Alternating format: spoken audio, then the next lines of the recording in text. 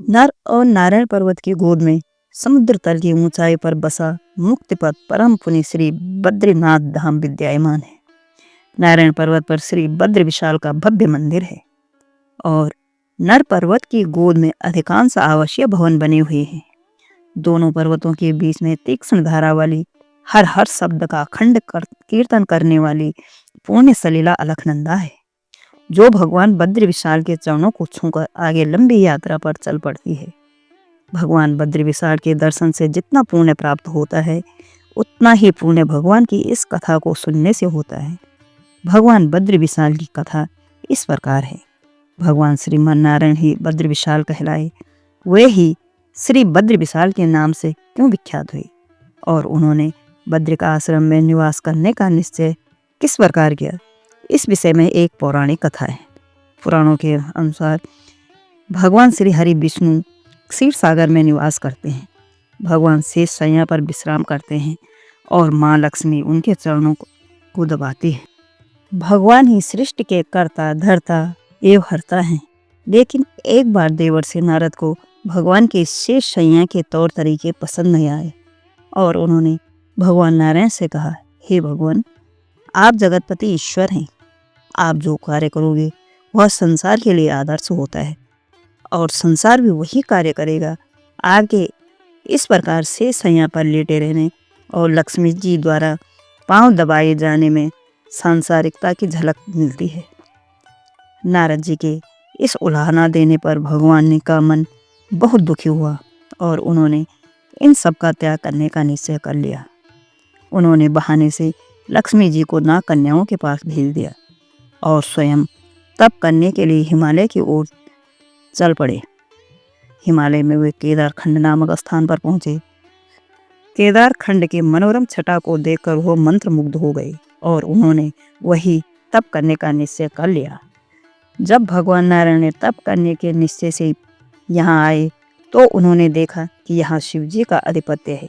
वे दोनों पार्वती के साथ यहाँ निवास करते हैं। भगवान समझ गई कि यह शिव जी का निवास स्थान है और वे सरलता से यह स्थान नहीं छोड़ेंगे। अतः उन्होंने युक्ति से काम लिया और वे नन्हे शिशु का रूप धारण करके शिव जी के द्वार पर हाथ पैर मारकर रोने लगे। उसी समय शिव जी देवी पार्वती के साथ तप्त कुंड में स्नान करने जा रहे थे। जब वे अपने भवन से बाहर निकले तो देखा द्वार पर नन्हा शिशु व्याकुल होकर रो रहा है। नन्हे शिशु को रोते देखकर देवी पार्वती का वात्सल्य जागा। ममतामय दया और प्रेम से परिपूर्ण होकर उन्होंने शिशु को उठा लिया, परंतु शिव जी समझ गए कि यह बालक कोई साधारण बालक नहीं है। उन्होंने देवी पार्वती को शिशु को गोद में लेने से मना कर दिया। वे उपेक्षा से बोले, हे देवी, तुम इस बालक को न उठाओ। तुम्हें इन झंझटों में क्या मतलब? यह तो संसार है, कोई हंसता है तो कोई रोता है।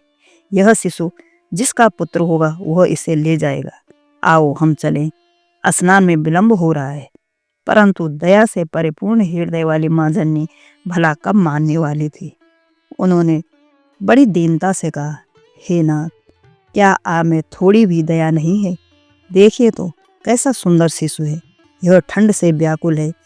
हे संसार को आश्रय देने वाले, क्या आप इसे आश्रय न देंगे? पार्वती जी के उलाहना से भरे दया मिश्रित स्वर को सुनकर शिव जी हंसकर बोले, हे देवी, यह नन्हा शिशु बहुत चमत्कारी है। अगर तुम इसे लोगी तो सब दया भूल जाओगी। यह सब जगह कब्जा कर लेगा। तुम इसके चक्कर में न फंसो। पर भला पार्वती जी कहाँ मानने वाली थी। वह बोली, नहीं भगवान, चाहे जो भी हो जाए मैं इस शिशु को आश्रय अवश्य दूंगी।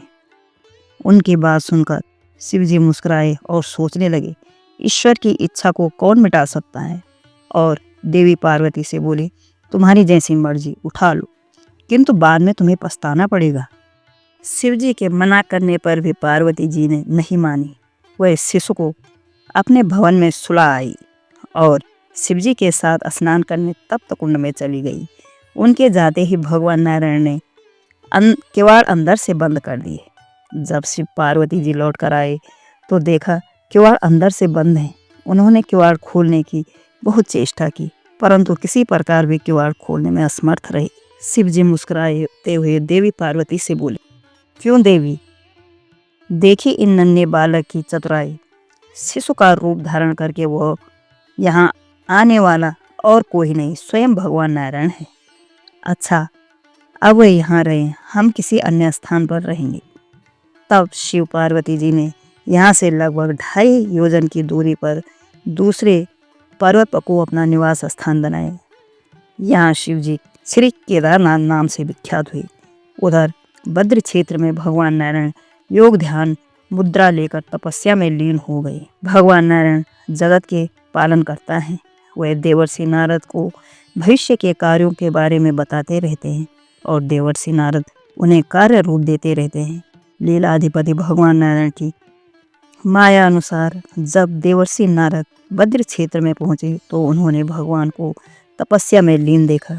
भगवान को तपस्या में रत देखकर नारद जी उनसे पूछते हैं, हे त्रिलोकीनाथ, आप जगतपति ईश्वर हैं, संपूर्ण संसार का पालन करने वाले हैं। हे ध्यान मूर्ति प्रभु, आप किसका ध्यान करते हैं? इस पर भगवान ने हंसकर कहा, वत्स नारद, इस जगत में आत्मा परम तत्व है। हम उस आत्म स्वरूप अपने आप का ही ध्यान करते हैं। संसार के समस्त प्राणी नियमानुसार अपने कार्यों में लगे रहे, इसके लिए हम तप कर रहे हैं। यह सुनकर नारद जी अत्यंत प्रसन्न हुए और वहीं रहकर भगवान नारायण की पूजा अर्चना करने लगे। नारद जी इस क्षेत्र के प्रधान अर्चक हैं। तो दोस्तों, यह कहानी आपको कैसी लगी? अगर कहानी अच्छी लगी हो तो लाइक, शेयर और सब्सक्राइब करें। पर जय बद्री विशाल, भगवान बद्री विशाल सबका भला करे। आपका दिन शुभ हो।